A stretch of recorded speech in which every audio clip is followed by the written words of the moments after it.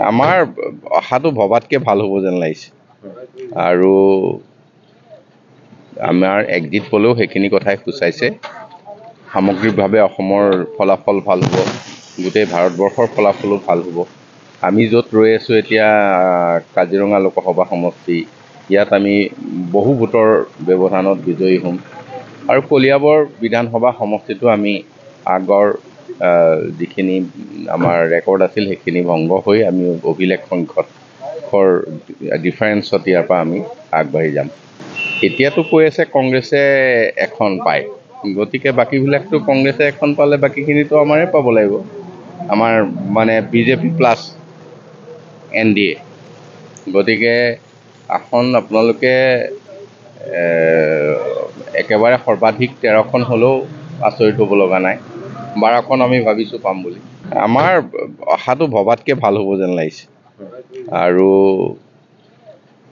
আমাৰ এক্সিট পোলেও সেইখিনি কথাই সূচাইছে। সামগ্ৰিকভাৱে অসমৰ ফলাফল ভাল হ'ব, গোটেই ভাৰতবৰ্ষৰ ফলাফলো ভাল হ'ব। আমি য'ত ৰৈ আছোঁ এতিয়া কাজিৰঙা লোকসভা সমষ্টি, ইয়াত আমি বহু ভোটৰ ব্যৱধানত বিজয়ী হ'ম আৰু কলিয়াবৰ বিধানসভা সমষ্টিটো আমি আগৰ যিখিনি আমাৰ ৰেকৰ্ড আছিল সেইখিনি ভংগ হৈ আমি অভিলেখ সংখ্যকৰ ডিফাৰেঞ্চত ইয়াৰ পৰা আমি আগবাঢ়ি যাম।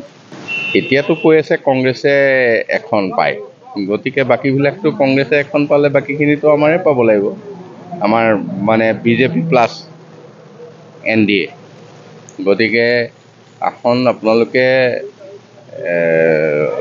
একেবাৰে সৰ্বাধিক 13খন হ'লেও আচৰিত হ'ব লগা নাই। 12খন আমি ভাবিছোঁ পাম বুলি। আমাৰ আশাটো ভবাতকৈ ভাল হ'ব যেন লাগিছে আৰু আমাৰ এক্সিট পোলেও সেইখিনি কথাই সূচাইছে। সামগ্ৰিকভাৱে অসমৰ ফলাফল ভাল হ'ব, গোটেই ভাৰতবৰ্ষৰ ফলাফলো ভাল হ'ব।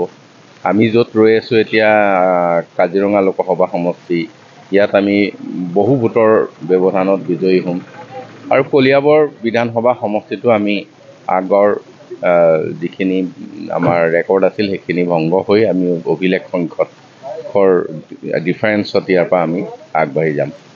এতিয়াতো কৈ আছে কংগ্ৰেছে এখন পায়, গতিকে বাকীবিলাকতো কংগ্ৰেছে এখন পালে বাকীখিনিতো আমাৰে পাব লাগিব। আমাৰ মানে বিজেপি প্লাছ NDA, গতিকে আসন আপোনালোকে একেবাৰে সৰ্বাধিক 13খন হ'লেও আচৰিত হ'ব লগা নাই। 12খন আমি ভাবিছোঁ পাম বুলি। আমাৰ আশাটো ভবাতকৈ ভাল হ'ব যেন লাগিছে আৰু আমাৰ এক্সিট পোলেও সেইখিনি কথাই সূচাইছে। সামগ্ৰিকভাৱে অসমৰ ফলাফল ভাল হ'ব, গোটেই ভাৰতবৰ্ষৰ ফলাফলো ভাল হ'ব।